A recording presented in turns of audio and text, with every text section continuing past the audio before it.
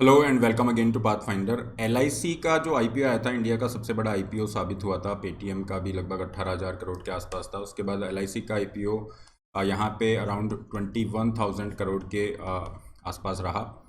LIC के जो shares है उसके परफॉर्मेंस की यहाँ पे हम बात कर रहे हैं, क्योंकि यहाँ पे जो शेयर्स का परफॉर्मेंस है काफ़ी पुअर देखा जा रहा है। और ओवरऑल जो कंपनी की जो मार्केट वैल्यू है या कैपिटलाइजेशन है, उसके अंदर बहुत बड़ी कमी देखने को मिल रही है। लगभग 1.3 टू 1.5 लाख करोड़ से इसका जो मार्केट कैपिटलाइजेशन है कम हो गया है, या आप कह सकते हैं कि लगभग 17 बिलियन डॉलर का जो लॉस है ये इससे हुआ है। पूरे इशू को डिटेल में देखते हैं कि क्यों यहाँ पे एलआईसी के जो शेयर्स हैं उसके अंदर लगातार गिरावट देखी जा रही है। और यहाँ पे एक जनरल पर्सपेक्टिव डिस्कस करेंगे कि जितनी पब्लिक सेक्टर की जो कंपनी होती है, मतलब गवर्नमेंट की ओनरशिप वाली जो कंपनी होती है, उनका जनरली पुअर परफॉर्मेंस क्यों देखा जाता है। क्योंकि काफ़ी सारी कंपनी, कोल इंडिया वगैरह से एक बार कंपैरिजन हम देखेंगे, वो रीज़न देखेंगे। पूरे इशू को डिटेल में देखते हैं। आगे बढ़ने से पहले this is a brief introduction about me. My name is Rahul Bhardwaj. ये मेरा टेलीग्राम चैनल है जिस पे आपको सेशन का पीडीएफ प्राप्त हो जाएगा। इसके अलावा अनअकैडमी के प्लस प्लेटफॉर्म पे फ्री क्लासेस के लिए इस लिंक पे मुझे आप फॉलो कर सकते हैं। यहाँ पे अभी आपकी करंट अफेयर फॉर मेंस के लिए एक सीरीज चल रही है जो दोपहर 12 बजे है। ये क्लासेस आप फॉलो कर सकते हैं। इसके अलावा पाथफाइंडर को इसी तरह के अपडेट्स के लिए सब्सक्राइब करना ना भूलें। अनअकैडमी से आप जुड़ सकते हैं। जैसा आपने देखा, around 170 plus toppers were there in this years result. Unacademy की जो फीस है उसके अंदर आपको ये 6 महीने का फ्री एक्सटेंशन मिल रहा है। मतलब 1 साल का आप सब्सक्रिप्शन लेते हैं तो 1.5 ईयर का आपको सब्सक्रिप्शन मिलेगा, और ये ऑफर आपका 15 जून तक है। सब्सक्रिप्शन के लिंक डिस्क्रिप्शन बॉक्स में दिए गए हैं। Use the code RB live to get maximum discount and personalize guidance.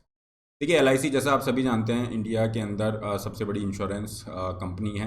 अगर हम देखें, पॉलिसी होल्डर्स यहाँ पे काफ़ी सारे हैं। इन्वेस्टमेंट लगभग 39 लाख करोड़ से भी ज़्यादा का यहाँ पे है। और अगर इसका असेट अंडर मैनेजमेंट, मतलब कितने लोगों के पैसे ये मैनेज कर रहा है, वो लगभग 3 गुना से भी ज़्यादा हैं जितने भी प्राइवेट लाइफ इंश्योरेंस कंपनीज़ हैं उसके मुकाबले। तो कहने का मतलब है बहुत ही बड़े लेवल पे ये कंपनी असेट्स को मैनेज कर रही है, इंश्योरेंस प्रोडक्ट्स दे रही है। बहुत ही स्ट्रांग इसका प्रेजेंस है, और गवर्नमेंट के पास अभी भी इसकी लगभग 95% से ज़्यादा ऑनरशिप यहाँ पे है। अब गवर्नमेंट इसका आईपीओ लेके आई क्योंकि गवर्नमेंट को यहाँ पे इसे जो है फंडिंग की भी ज़रूरत थी। अपना बजट डेफिसिट है उसे भी फंड करना था। तो यहाँ पे लगभग 21,000 करोड़ का ये आईपीओ यहाँ पे आता है। मई की ये बात है। और उसके बाद से लगातार इसके शेयर्स में हमें गिरावट देखने को मिल रही है। अगर आप देखेंगे, लगभग 30% तक की यहाँ पे गिरावट हो गई है शेयर्स के अंदर। और अगर यहाँ पे अभी शेयर्स को देखें तो 700 से नीचे चल रहा है। 670 680 के अराउंड अभी ये चल रहे हैं। और इसके हिसाब से अगर हम मार्केट कैपिटलाइजेशन देखें एलआईसी का, तो वो 5.54 लाख करोड़ से कम होके 4.22 लाख करोड़ पे आ गया। मतलब लगभग 1.3 लाख करोड़ का इसे नुकसान हुआ है। इतना सारा जो वैल्यू है वो वाइप आउट हो गया। लगभग 17 बिलियन डॉलर्स का ये नुकसान यहाँ पे माना जा रहा है। इसके अंदर एक यूनिक चीज़ आपको देखने को मिलेगी कि इसके जो पीयर्स हैं, मतलब इसी तरह की जो प्राइवेट सेक्टर में कंपनीज़ हैं, जैसे हम एचडीएफसी, स्टैंडर्ड लाइफ की बात करें, आईसीआईसीआई प्रूडेंशियल एक्सेट्रा, तो वो कंपैरेटिवली यहाँ पे ठीक परफॉर्म कर रहे हैं ना। उन्होंने इस पीरियड के अंदर गेन किया है, जबकि ये लगातार यहाँ पे नीचे आ रहा है। और इसको वेल्थ डिस्ट्रॉयर इसलिए माना जा रहा है क्योंकि इस साल 2022 में जितनी भी कंपनियां लिस्ट हुई हैं, एशिया के अंदर जितनी भी कंपनियां लिस्ट हुई हैं पूरे एशिया के अंदर, वहाँ पे सेकंड नंबर पे एलआईसी आ रहा है, जिसने जो मार्केट वैल्यू है इतना वाइप आउट किया है। इससे ऊपर आपका एलजी एनर्जी है जो कि साउथ कोरिया की कंपनी है। इसके बाद सेकंड नंबर पे एलआईसी का नंबर आता है, और ये लगभग 17 बिलियन डॉलर आपका वाइप आउट कर चुका है कंपनी की मार्केट वैल्यू से। क्योंकि लगातार शेयर्स इसके नीचे जा रहे हैं, और 30% का डिक्लाइन हमने यहाँ पे देखने को मिला है। अब शेयर नीचे क्यों जा रहे हैं, इसके रीजंस को अगर देखें तो आपने सबसे पहले आइडिया लगा लिया होगा कि एलआईसी के जो आईपीओ ने डेब्यू किया उसकी टाइमिंग थोड़ा सा बहुत डिफिकल्ट रही, क्योंकि मार्केट के लिए अभी चैलेंजिंग पीरियड चल रहा है। रशिया यूक्रेन क्राइसिस के बाद से हम देख रहे हैं बहुत ज़्यादा अनसर्टेनिटी है मार्केट में। फिर हम देख रहे हैं इन्फ्लेशन को लेकर प्रेशर बना हुआ है, जिसके जियोपॉलिटिकल रीज़न भी है और अदरवाइज भी है। इन्फ्लेशन का प्रेशर कोविड के बाद से ही बना हुआ है लगातार। और यहाँ पे अगर हम देखें तो इन्फ्लेशन मतलब महंगाई से जो है डील करने के लिए जितने भी देश हैं उनके सेंट्रल बैंकों ने मनी सप्लाई को कम करने का प्रयास किया है। मनी सप्लाई को कम करने के लिए वो क्या कर रहे हैं, इंटरेस्ट रेट को रेज कर रहे हैं।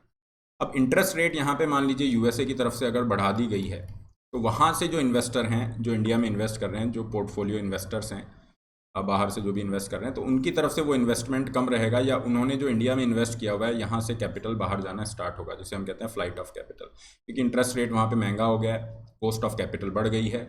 और इसके अलावा इंडिया के अंदर अनसर्टेनिटी भी बढ़ रही है because of high fuel prices, inflationary pressure जो भी है, तो इस वजह से ये सारी चीज़ें एक साथ वर्क कर रही हैं। और ओवरऑल मार्केट का परफॉर्मेंस यहाँ पे हम देखें, LIC को अगर हटा भी दें, ओवरऑल मार्केट काफ़ी ज़्यादा वॉलेटाइल है, नीचे आ गए हैं, और यही चीज़ हमें LIC के शेयर पे भी प्रभाव देखने को मिल रहा है, क्योंकि इसकी वजह से क्या होगा, जो डिमांड जो है स्टॉक्स की, अब वो निगेटिवली इम्पैक्ट होगी, जिसकी वजह से ये शेयर्स यहाँ पे डायरेक्ट फॉल कर रहे हैं। एक और बहुत बड़ा रीज़न यहाँ पे देखा गया है, जो एंकर इन्वेस्टर्स हैं उन्होंने भी अभी अपनी जो होल्डिंग्स हैं LIC में उसको शेड किया है, मतलब सेल किया है। एंकर इन्वेस्टर क्या होते हैं, देखिए जब भी आपका IPO आता है, पब्लिक होता है, उससे पहले बड़े जो फंड होते हैं, जैसे म्यूचुअल फंड है, इंश्योरेंस कंपनीज हैं, या पोर्टफोलियो इन्वेस्टर्स हैं, ये लोग यहाँ पे जो शेयर्स होते हैं कंपनी के वो खरीदते हैं, तो इनको एंकर इन्वेस्टर कहते हैं। जिससे क्या होगा, रिटेल इन्वेस्टर के अंदर थोड़ा कॉन्फिडेंस आता है, और इनका लॉक इन पीरियड होता है कि इस पीरियड तक आप नहीं बेच सकते, तो वो लॉक इन पीरियड हट चुका है, आई थिंक 13 जून को ही हटा है, और यहाँ पे ये अपनी जो है होल्डिंग्स को सेल कर रहे हैं, मतलब सेलिंग प्रेशर यहाँ पे बना हुआ है, तो ये भी रीज़न है यहाँ पे नीचे आ रहे हैं। एक और यहाँ पे अब थोड़ा फ्यूचरिस्टिक एस्पेक्ट में देखें, आने वाले टाइम में एक्सपर्ट कह रहे हैं कि थोड़ा सा अभी चैलेंजिंग पीरियड रहेगा जो भी इन्वेस्टर हैं उनके लिए, क्योंकि LIC का जो Q4 का ये प्रॉफिट है, यहाँ पे जो रिजल्ट है उसके अंदर प्रॉफिट में 18% का हमें फॉल देखने को मिला है। इसके जो प्रॉफिट है उसमें 18% की कमी है, हालांकि प्रॉफिट अभी भी है लगभग 2000 करोड़ से ज़्यादा का, तो ये भी एक यहाँ पे चर्चा की जा रही है। इसके अलावा यहाँ पे गवर्नमेंट ने, जैसा हमने शुरू में चर्चा की थी, गवर्नमेंट ने यहाँ पे बजट डेफिसिट को कम करने के लिए इसे लिस्ट किया था, ताकि यहाँ से जो है गवर्नमेंट को पैसे मिलेंगे, और गवर्नमेंट ने जो खर्चा बहुत ज़्यादा किया हुआ है उसमें उधार कम लेना पड़े और यहीं से पैसा गवर्नमेंट को मिल जाए, that was the overall objective. लेकिन यहाँ पे देखा जा रहा है कि LIC की तरफ से कुछ इश्यूज़ हैं जो एक्सपर्ट हाईलाइट कर रहे हैं, कि मैनेजमेंट का जो कम्युनिकेशन है इन्वेस्टर के साथ वो कन्फ्यूजिंग है, ठीक है, कोई क्लैरिटी नहीं है कि कंपनी कैसे ग्रो करेगी, क्या यहाँ पे स्ट्रैटेजी है, तो वो इन्वेस्टर को एक नेगेटिव सिग्नल जा रहा है। हालांकि यहाँ पे गवर्नमेंट की तरफ से कहा गया है कि ये जो LIC का पुअर परफॉर्मेंस रहा है इसको हम स्टडी करेंगे, पूरे इशू को डिटेल में जो है देखेंगे, और जो भी हाई रिस्क इन्वेस्टर्स हैं वो अभी लॉन्ग टर्म के लिए यहाँ पे इन्वेस्ट रह सकते हैं। लेकिन इसमें पूरे इशू को अगर हम देखें तो एक बहुत इंटरेस्टिंग हमारे सामने तथ्य सामने आता है, वो ये है कि इंडिया के अंदर जितनी टॉप पब्लिक सेक्टर की कंपनीज़ हैं, मतलब जिनमें गवर्नमेंट की ऑनरशिप है, उनका परफॉर्मेंस काफ़ी पुअर रहा है। अगर आप कोल इंडिया को देखेंगे तो ये 245 के अराउंड यहाँ पे रहता है, लिस्ट होता है, और अभी 190 के आसपास ही चल रहा है ना। तो इतने साल हो गए उसके बाद भी ये जो जिस प्राइस पे आपका लिस्ट हुआ था उससे काफ़ी कम चल रहा है। Similar thing is there with NHPC, okay, ये भी लगभग 30 रुपये के आसपास ही, 30-31 रुपये पे चल रहा है। अगर हम न्यू इंडिया इसको अगर हम देखें, जनरल इंश्योरेंस, तो इसका 112 के आसपास चल रहा है, तो ये बहुत कम है। तो इसका रीज़न क्या है कि गवर्नमेंट ऑन जो कंपनीज़ हैं वो जब यहाँ मार्केट में लिस्ट होती हैं तो उनकी परफॉर्मेंस कम क्यों रहती है। इसके 2-3 रीज़न है। सबसे बड़ा रीज़न तो है कि यहाँ पे कोई क्लैरिटी नहीं रहती है स्ट्रैटेजी या पॉलिसी के पर्सपेक्टिव से, कि गवर्नमेंट यहाँ पे कब इन्वेस्ट करेगी, कितना इन्वेस्ट करेगी, कंपनी को कैसे ग्रो करेगी, ऑनरशिप किसके पास रहेगी, क्या गवर्नमेंट यहाँ पे ऑनरशिप रखेगी, या फिर गवर्नमेंट इसमें हिस्सेदारी बेचती है तो कैसे बेचेगी, कब बेचेगी। तो ये सारे जो एस्पेक्ट हैं ये सब कंबाइंड फॉर्म में यहाँ पे पुअर परफॉर्मेंस के रूप में झलकते हैं।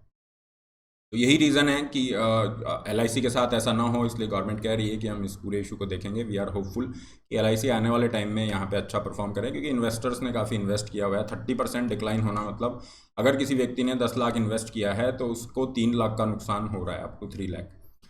तो this is all PDF session का आपको यहाँ पे प्राप्त हो जाता है। ये टेलीग्राम पे नाम डाल के आप सर्च कर सकते हैं। इसके अलावा अनअकैडमी से आप जुड़ सकते हैं, जो देता है आपको 1 point solution for your complete preparation. Unacademy की तरफ से अभी आपको 1 साल के सब्सक्रिप्शन पे 1.5 साल तक का आपको मिल रहा है, मतलब 1 साल के सब्सक्रिप्शन की प्राइस देनी है और 1.5 साल तक आप उसको एक्सेस कर सकते हैं। ये आज लास्ट डेट है इस ऑफर की। सब्सक्रिप्शन लिंक डिस्क्रिप्शन बॉक्स में है, जब आप उस पर क्लिक करते हैं आपको ये प्लान मिलते हैं। आप अपनी नीड के अकॉर्डिंग प्लान चूज़ कीजिए, put the code RBLive to get maximum discount available and personalize guidance. Similarly you can go with iconic में लाइव मेंटरशिप के बेनिफिट है, केवल ऑप्शनल के लिए अगर आप जा रहे हैं तो ये केवल ऑप्शनल की फ़ीस है। 15 जून से नए बैचेस स्टार्ट हैं, मतलब आज से काफ़ी सारे बैचेस स्टार्ट हो रहे हैं जिनमें एनरोल करके आप सिलेबस पूरा कर सकते हैं, और इसके अलावा काफ़ी सारे ऑप्शनल आपके नए स्टार्ट हो रहे हैं जिनमें आप एनरोल कर सकते हैं।